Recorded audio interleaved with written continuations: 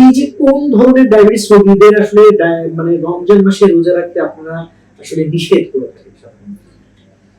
ধন্যবাদ। আসলে টাইপ এ type B এরকম ভাবে আমরা ডায়াবেটিস বলি না, আমরা বলি হলো টাইপ 1, টাইপ 2, আবার প্রেগন্যান্সি অ্যাসোসিয়েটেড ডায়াবেটিস। আরেকটি ডায়াবেটিস আমরা বলি, এটা হলো অনেকগুলো কারণ আছে যার জন্য ডায়াবেটিস হতে পারে। বিশেষ করে টাইপ 1 এবং টাইপ 2, টাইপ 2 ডায়াবেটিস রোগীদের নিয়ে আমরা প্রবলেমে কম পড়ি। আমরা বেশি প্রবলেমে পড়ি হলো টাইপ 1 যাদের ডায়াবেটিস, অর্থাৎ যাদেরকে ইনসুলিন ছাড়া ম্যানেজ করা সম্ভব নয়। ওদেরকে যদি আমরা এই অনেকক্ষণ না খেয়ে থাকতে হয়, ওদের যদি রোজা রাখতে হয়, তাহলে ওদের হলো একটু মানে বেশি কসস থাকতে হবে।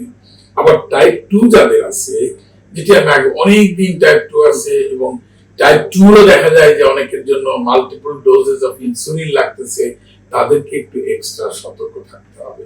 আর যারা একটু বয়স্ক মানুষ, তাদেরকেও একটু এক্সট্রা সতর্ক থাকতে হবে।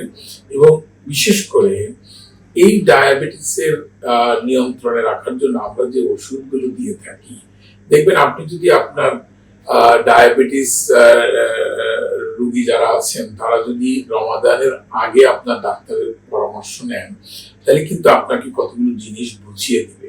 যে মনে করেন একজন মানুষ মুখের ওষুধ দিয়ে, অর্থাৎ ওরাল অ্যান্টি ডায়াবেটিক এজেন্ট দিয়ে তার ডায়াবেটিসটা কন্ট্রোল হচ্ছে, তাদেরকে আমরা বেশিরভাগ ওষুধকে আমরা নিয়ে আসবো হলো ওই ইফতারির সময় এবং রাত্রের খাবারের এই আশেপাশের সময়টাতে।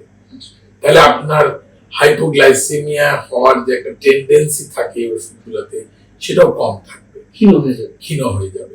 আবার ভোর রাতের বেলায় এমন কিছু ওষুধ দিব যে ওষুধে আপনার হাইপোগ্লাইসেমিয়া হওয়ার প্রবণতা কম। এটা আছে, কিছু কিছু ওষুধ আছে খুব হাইপোগ্লাইসেমিয়া হয়। বিশেষ করে আমি দুইটা ওষুধের নাম বলি, যেমন সালফোনাইল ইউরিয়া একটা গ্রুপ আছে, যেমন গ্লিক্লাজাইড বা গ্লিমিপেরাইড, এই সমস্ত ওষুধগুলোতে খুব হাইপোগ্লাইসেমিয়া হয়। আবার যেমন ধরেন মেটফরমিনে কিন্তু খুব বেশি হাইপোগ্লাইসেমিয়া হয় না।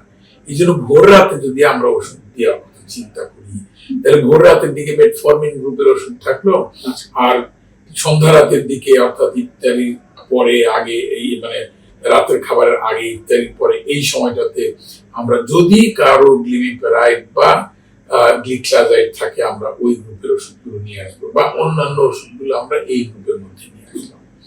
এটা যদি করি, তাহলে আমার মনে হয় আরেকটি বিষয় হলো তার ডায়াবেটিসের কন্ট্রোলের উপর ভিত্তি করে ইন জেনারেল ওষুধের মাত্রাটা কিছুটা কমানো যেতে পারে ডায়াবেটিস রোগীদের জন্য, বিশেষ করে এই বিশেষ মান্থে একটা প্রিকশন হিসেবে।